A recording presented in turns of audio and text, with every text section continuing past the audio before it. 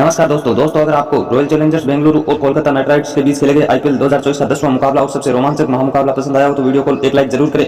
दोस्तों आईपीएल 2024 के 10वें और सबसे महत्वपूर्ण मुकाबले में आईपीएल इतिहास की दो दिग्गज टीमें बेंगलुरु और कोलकाता एक दूसरे से आमने सामने आई थी। साथियों फैफ डु प्लेसी की टीम खड़ी थी। इसे रोंगटे खड़े कर देने वाले महामुकाबले में कोलकाता नाइट राइडर्स के कप्तान श्रेयस अय्यर ने टॉस जीतकर पहले गेंदबाजी करने का फैसला लिया और रॉयल चैलेंजर्स बेंगलुरु को सबसे पहले बल्लेबाजी के लिए आमंत्रित किया गया। इसके बाद बेंगलुरु की तरफ से दो दिग्गज ओपनर बल्लेबाज मैदान में उतरे थे। विराट कोहली और कप्तान फैफ डु प्लेसी के कंधों पर इस महामुकाबले में एक विस्फोटक शुरुआत दिलाने की पूरी जिम्मेदारी थी और आते ही दोनों ही बल्लेबाज ने काफी शानदार लय में बल्लेबाजी की।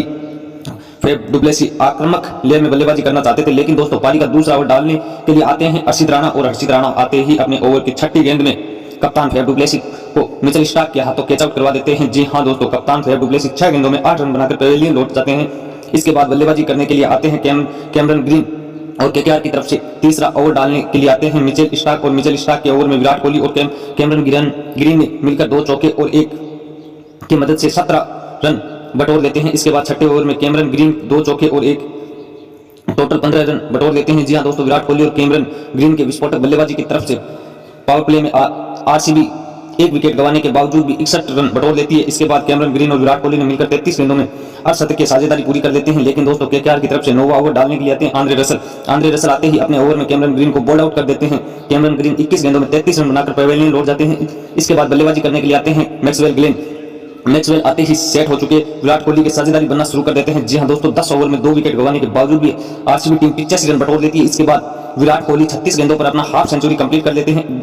अब यहां से विराट कोहली और मैक्सवेल आक्रामक बल्लेबाजी कर रहे थे। जी हां दोस्तों, केकेआर की तरफ से 15 ओवर डालने के लिए आते हैं सुनील नारायण आते ही मैक्सवेल को रिंकू सिंह के हाथों कैच आउट करवा देते हैं। जी हां दोस्तों, मैक्सवेल 19 गेंदों में 28 रन बनाकर पवेलियन लौट जाते हैं। इसके बाद बल्लेबाजी करने के लिए आते हैं रजत पाटीदार। अब यहां से आरसीबी टीम 3 विकेट गंवाने के बाद भी 15 ओवर में 134 रन बटोर लेती है। लेकिन दोस्तों इसके बाद केकेआर की तरफ से 17 ओवर डालने के लिए आते हैं आंद्रे रसल और रसल आते ही अपने ओवर के तीसरे बॉल पर रजत को रिंकू सिंह के हाथों कैच आउट करवा देते हैं। रजत पाटीदार 4 गेंदों में 3 रन बनाकर पवेलियन लौट जाते हैं। इनके बाद बल्लेबाजी करने के लिए आते हैं अनुज रावत भी कुछ खास प्रदर्शन नहीं कर पाते हैं, क्योंकि 18वां ओवर डालने के लिए आते हैं हर्षित राणा आते ही अपने ओवर के तीसरे बॉल में अनुज रावत को फिलिप सॉल के हाथों कैच आउट करवा देते हैं। जी हां दोस्तों, अनुज रावत 3 गेंदों में 3 रन बनाकर पवेलियन लौट जाते हैं। इसके बाद बल्लेबाजी करने के लिए आते हैं दिनेश कार्तिक। केकेआर की तरफ से ओवर डालने के लिए आते हैं आंद्रे रसल के ओवर में दिनेश कार्तिक 2 की मदद से 13 रन बटोर लेते हैं। और फाइनली पारी का लास्ट ओवर डालने के लिए आते हैं मिचेल स्टार्क के ओवर में विराट कोहली और दिनेश कार्तिक ने मिलकर 100 रन बटोर लेते हैं। लेकिन दोस्तों अफसोस की बात यह है कि लास्ट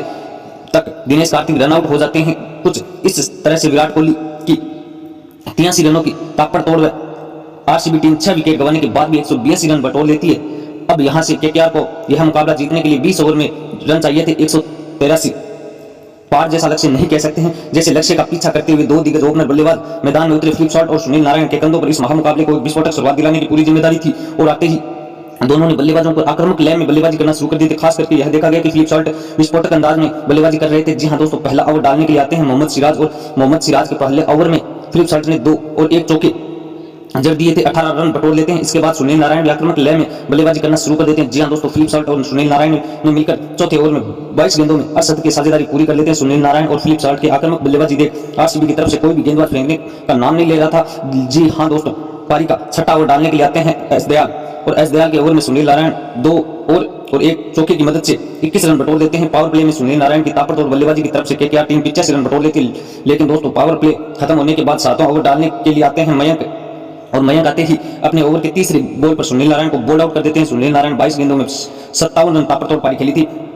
और पवेलियन लौट जाते हैं। इसके बाद बल्लेबाजी करने के लिए आते हैं वेंकटेश अय्यर। इसके बाद 8वां ओवर डालने के लिए आते हैं विजय कुमार विशाख आते ही अपने ओवर में 5वें बॉल में फिलिप सॉल्ट को कैमरन ग्रीन के हाथों कैच आउट करवा देते हैं। जी हां दोस्तों, फिलिप सॉल्ट 20 गेंदों में 30 रन की महत्वपूर्ण पारी खेलकर पवेलियन लौट जाते हैं। इसके बाद बल्लेबाजी करने के लिए आते हैं कप्तान श्रेयस अय्यर। बोल्ड को आउट करने के बाद आरसीबी को एक बड़ी सफलता मिलती है और गेंद में वापसी करने का मौका मिलता है। लेकिन दोस्तों वेंकटेश अय्यर और श्रेयस अय्यर की शानदार साझेदारी से केकेआर टीम 10 ओवर में 2 विकेट गंवाने के बावजूद भी 112 रन बटोर लेती है। इसके बाद आरसीबी की तरफ से 11 ओवर डालने के लिए आते हैं अल जोसेफ के ओवर में वेंकटेश अय्यर 2 चौके और 2 छक्के की मदद से 20 रन बटोर लेते हैं। जी हां दोस्तों, वेंकटेश अय्यर देखते 29 गेंदों में अपना अर्धशतक पूरा कर लेते हैं। वेंकटेश से और श्रेय अय्यर की ताबड़तोड़ बल्लेबाजी की से केकेआर टीम 15 ओवर में 3 विकेट गंवाने के बावजूद भी 67 रन बना लेती है। अब यहां से केकेआर का यह मुकाबला जीतने के लिए आखिरी 5 ओवर चाहिए था, 16 रन। इसके बाद आरसीबी की तरफ से 17वां ओवर डालने के लिए आते हैं एस दयाल, और एस दयाल आते ही अपने ओवर के पहले ही बॉल पर वेंकटेश अय्यर को विराट कोहली का तो कैच आउट करवा देते हैं। जी हां दोस्तों, वेंकटेश अय्यर हैं वो 30 गेंदों में 50 रन की महत्वपूर्ण पारी खेलकर पवेलियन लौट जाते हैं और उनको आउट होने के बाद बल्लेबाजी करने के लिए आते हैं रिंकू सिंह, और अब